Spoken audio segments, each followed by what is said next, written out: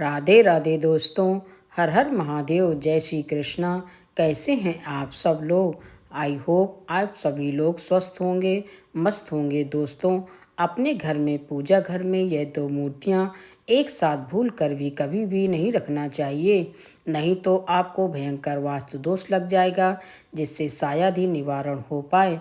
जी हाँ दोस्तों, आपको कंगाल होने में बिल्कुल भी देर नहीं लगेगी। अगर आप भी यह गलती करते हैं तो इस वीडियो को देखकर आपको सावधान हो जाने की बहुत ही ज़रूरत है। दोस्तों, हमारे हिंदू धर्म में प्रत्येक घर में भगवान का एक पूजा स्थल आवश्यक होता है, या फिर यूँ कहें कि एक छोटा सा प्यारा सा भगवान का मंदिर तो अवश्य ही होता है, जहाँ पर हम प्रतिदिन अपने प्रभु की पूजा अर्चना करते हैं। दोस्तों, भगवान को हम नहलाते हैं, कपड़े पहनाते हैं, चंदन लगाते हैं, उनको भोग लगाते हैं, और यह सब हम नित्य ही करते हैं, क्योंकि मित्रों, हमारे घर में बनाया हुआ जो पूजा का स्थान होता है वह एक ईश्वर से संपर्क करने का हमारे घर के लिए माध्यम होता है। दोस्तों, अगर घर में पूजा घर ना हो तो हमारे घर में सकारात्मक ऊर्जा का कभी भी संचार नहीं हो पाएगा, क्योंकि यही एक वजह होती है जो हमारे घर में सदैव सकारात्मक ऊर्जा का संचार करती रहती है। दोस्तों, हमारे घर में मौजूद देवी देवता की जो मूर्तियाँ, भगवान से चिंतन करने का सबसे सरल उपाय यही होता है कि हम भगवान के सामने, उनकी मूर्तियों के सामने उनसे बातें करते हैं, उनकी पूजा अर्चना करते हैं, उनका ध्यान करते हैं, जिसके द्वारा हम अपने इष्ट देव से अपनी सभी मनोकामनाएं जाहिर करते हैं। मगर दोस्तों, अक्सर कई बार आप लोगों ने ऐसा भी देखा होगा कि आपकी पूजा का आपको फल नहीं मिल रहा है। अपने भगवान की खूब सारी पूजा अर्चना की, उनके सामने आपको जो करने की ज़रूरत थी आपने वह सब किया, लेकिन फिर भी आपको आपकी पूजा का पूरा फल ही नहीं मिला। आपके घर में पूजा घर होने के बावजूद भी आपके घर में सुख शांति होती ही नहीं है। आपके घर में प्रत्येक सदस्य के बीच में लड़ाई झगड़े होते ही रहते हैं, किसी न किसी बात को लेकर, चाहे वह छोटी बात हो, चाहे वह बड़ी बात हो। थोड़ी ही देर में हर एक सदस्य में विवाद हो जाता है। तो आपको बता देते हैं कि इसके पीछे का सबसे बड़ा कारण आपके घर का वास्तु दोष होता है। दोस्तों, वास्तुशास्त्र के अनुसार कहा जाता है कि घर में उत्पन्न होने वाले सभी अशुभ संकेत और नकारात्मक वातावरण का कारण मंदिर में रखी जाने वाली भगवान की मूर्तियां भी हो सकती हैं। दोस्तों, आप सब तो यह समझते होंगे कि हमारे मन में आया, हम भगवान की वही मूर्ति उठा ले आए और अपने मंदिर में लगा दी, लेकिन आपको थोड़ा सा सचेत रहने की ज़रूरत है। भगवान की मूर्ति रखने से पहले आपको थोड़ा ध्यान देना है, या फिर आपके घर के मंदिर का निर्माण अगर वास्तु दोष के हिसाब से नहीं किया गया होगा तो भी आपके घर में वास्तु दोष आ सकता है। तो इन सभी दोषों को दूर करने के लिए हम अपने घर में वास्तु के नियमों का पालन करेंगे तो निश्चित ही हम उन दोषों से मुक्ति पा लेंगे। दोस्तों, वास्तुशास्त्र में कुछ ऐसे विधि विधान और नियम बताए जाते हैं। अगर आपने यह नियम, एक तो शास्त्रीय और वैज्ञानिक दोनों आधार पर बताए गए हैं, तो यदि आप इन नियमों का अच्छे तरीके से पालन करेंगे तो इससे आपके घर में कभी भी कोई भी अशुभ घटना नहीं होगी। दोस्तों, इससे आपके घर में सदैव सुख शांति और खुशियाँ बनी रहेंगी। दोस्तों, आपको बता दिया जाए कि घर के मंदिर में देवी देवता की मूर्ति को रखने के भी वास्तुशास्त्र में नियम बताए जाते हैं। किन देवी देवताओं की मूर्ति हमें अपने घर में रखना वर्जित है, या फिर किन देवी देवता की मूर्ति हमें अपने घर में एक साथ नहीं रखनी चाहिए, और किन देवी देवताओं की मूर्ति साथ में रखना बहुत ही ज़्यादा शुभ होता है। दोस्तों, ऐसे ही महत्वपूर्ण नियम वास्तुशास्त्र में कहे जाते हैं। दोस्तों, आपको बता दें कि अगर इन नियमों का पालन अगर आपने ठीक से नहीं किया तो इससे आपके घर में दुख, गरीबी, दरिद्रता का वातावरण हो जाएगा। घर से सकारात्मक ऊर्जा चली जाएगी और घर में नकारात्मक ऊर्जा अपना निवास स्थान बना लेगी, जिससे परिवार के लोग एक दूसरे से लड़ाई झगड़ा करेंगे, और वह सदैव निराशा और दुखी रहने लग जाएंगे। और साथ ही इससे आपके घर में आर्थिक तंगी भी बनी रहेगी। इसके बिना किसी कारण से आपके घर में धन का खर्चा बढ़ जाएगा।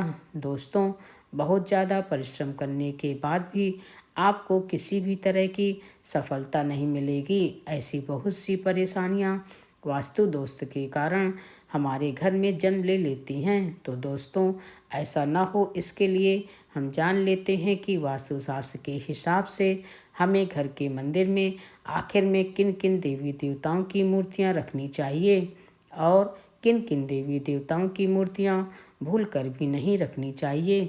इसके साथ ही सुख समृद्धि की प्राप्ति के लिए हमें कौन कौन से देवी देवताओं की मूर्तियां एक दूसरे के पास में अवश्य रखनी चाहिए। तो वास्तुशास्त्र के अनुसार अगर आप कुछ विशेष देवी देवताओं की मूर्तियों को एक दूसरे के पास में अपने घर के मंदिर में रख लेंगे तो इसके आपको बहुत सारे अच्छे परिणाम प्राप्त हो सकेंगे। मगर इसके साथ ही अगर आपने कुछ देवी देवताओं की मूर्तियों को अपने घर के मंदिर में एक साथ रख लिया तो इससे आपको बहुत ही ज़्यादा अशुभ परिणाम देखने को मिलेंगे। क्योंकि दोस्तों, हमारे शास्त्रों में कुछ ऐसी देवी देवताओं की मूर्तियां एक दूसरे के साथ रखने से मना किया जाता है। तो दोस्तों, जानते हैं कि वह कौन सी मूर्तियां हैं जिनको हमें कभी भी एक साथ नहीं रखना चाहिए।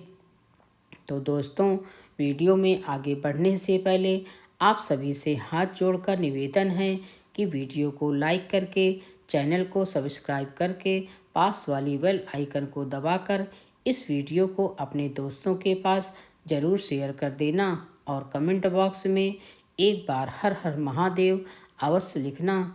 दोस्तों, सबसे पहले हम यह जान लेते हैं कि घर के मंदिर में आखिर में हमें कौन कौन सी देवी देवताओं की मूर्तियां अवश्य ही रखनी चाहिए। तो दोस्तों, बात करते हैं इसमें सबसे पहले जो है भगवान गणेश जी की मूर्ति। जैसा कि आप सभी जानते ही होंगे कि गणेश जी को प्रथम पूजनीय कहा जाता है और गणेश जी को विघ्नहर्ता भी कहते हैं। तो इसके लिए आपके घर के मंदिर में गणेश जी की मूर्ति होना बहुत ही ज़्यादा ज़रूरी है।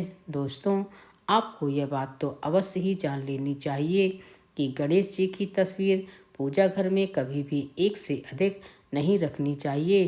दोस्तों, विशेष तौर पर अगर गणेश जी की तस्वीर ऐसी हो जो कि माता लक्ष्मी के साथ हो और उनके बाएं तरफ विराजमान हो तो यह बहुत ही ज़्यादा अच्छा माना जाता है। क्योंकि दोस्तों, ऐसी मूर्ति घर में सभी विघ्न को, सभी परेशानियों को, सभी नकारात्मक ऊर्जा को और समस्त समस्याओं को हमारे घर से बहुत ज़्यादा दूर कर देती हैं। अब बात करते हैं दोस्तों दूसरी प्रतिमा की। तो वह खुद माता लक्ष्मी जी की ही प्रतिमा होती है। दोस्तों, धन और समृद्धि की माता लक्ष्मी को बहुत बड़ा प्रतीक माना जाता है।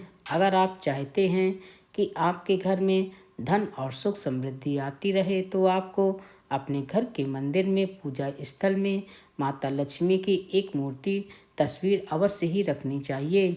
मगर आपको एक बात तो पता ही होनी चाहिए कि घर में पूजा स्थल में माता लक्ष्मी की अकेली तस्वीर घर के वास्तु के लिए कभी भी शुभ नहीं होती हैं। इसीलिए आप इस बात का ज़रूर ध्यान रखें कि जब भी आप माता लक्ष्मी की मूर्ति या तस्वीर लेने जाएं तो माता लक्ष्मी के साथ भगवान नारायण की तस्वीर होना भी बहुत ज़्यादा ज़रूरी होता है। क्योंकि दोस्तों, जगत का पालन करने वाले भगवान नारायण माता लक्ष्मी के स्वामी यानी कि पति हैं और माता लक्ष्मी भगवान नारायण के बिना वह किसी भी घर में नहीं रहती हैं। और अगर आप चाहते हैं कि माता लक्ष्मी सदैव आपसे प्रसन्न रहें तो उसके लिए आपको सदैव माता लक्ष्मी से पहले भगवान नारायण की पूजा करनी चाहिए। क्योंकि दोस्तों, ऐसा करने से घर में संपन्नता और वैभव सदैव बना रहता है। अगर आप पहले भगवान विष्णु फिर माता लक्ष्मी की पूजा करेंगे तो ऐसे में माता लक्ष्मी के साथ साथ भगवान नारायण भी आपसे बहुत ज़्यादा प्रसन्न होंगे। दोस्तों, साथ ही भी ध्यान रखना है कि धन प्राप्ति के लिए आपको माता लक्ष्मी और भगवान गणेश जी की संयुक्त रूप से पूजा अवश्य ही करनी चाहिए। दोस्तों, चलिए अब बात करते हैं तीसरी तस्वीर की। तो वह है संकट मोचन महाबली हनुमान जी की।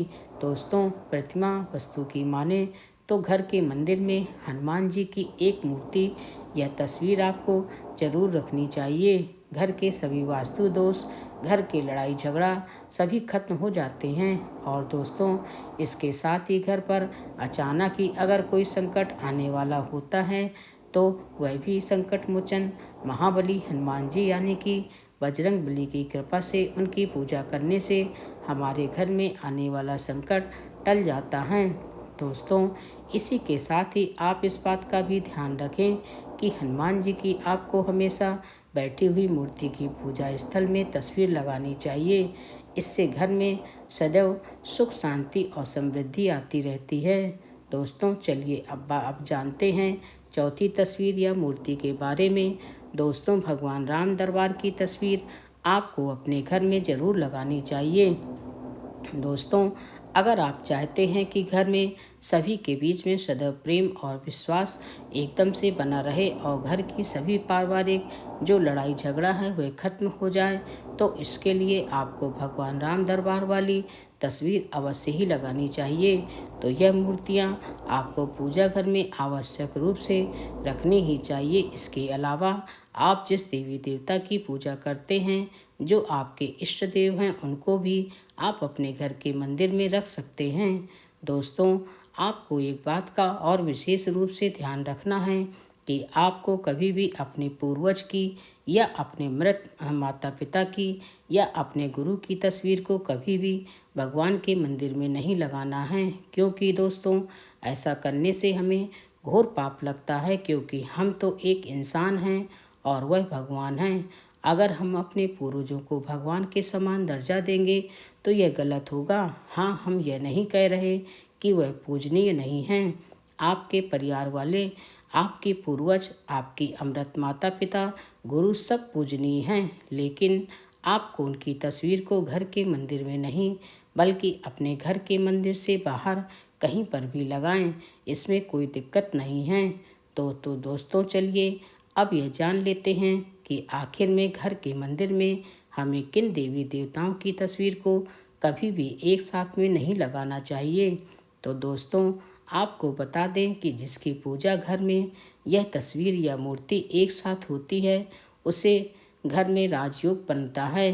मित्रों, अगर हम अपने घर के पूजा घर में कुछ मूर्तियों के साथ कुछ अन्य मूर्तियां भी रख देते हैं तो आप यकीन नहीं मानोगे, इससे आपकी किस्मत यकीनन ही बदल जाती है और देखते ही देखते हमारे जीवन की सारी कंगाली धीरे धीरे समाप्त होने लग जाती है। तो इसमें सबसे पहले अगर हम किसी मूर्ति की बात करें तो आप भगवान कृष्ण के भक्त हैं और उनकी मूर्ति घर के मंदिर में रखते हैं, तो उनके साथ आपको राधा रानी की मूर्ति भी अवश्य ही रखनी चाहिए।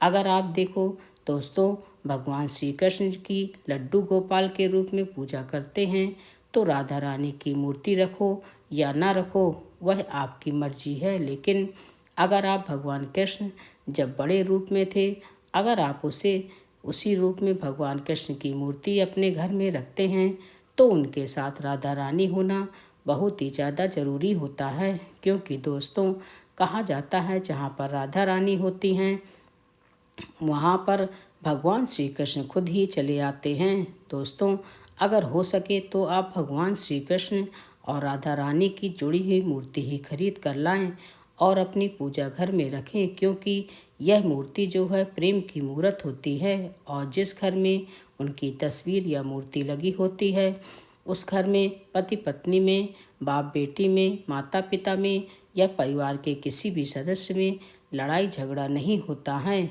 उनके बीच में सदैव ऐसे ही भगवान कृष्ण और राधा रानी की तरह प्रेम बना रहता है और इससे घर में सदैव धन धान्य की वृद्धि होती रहती है।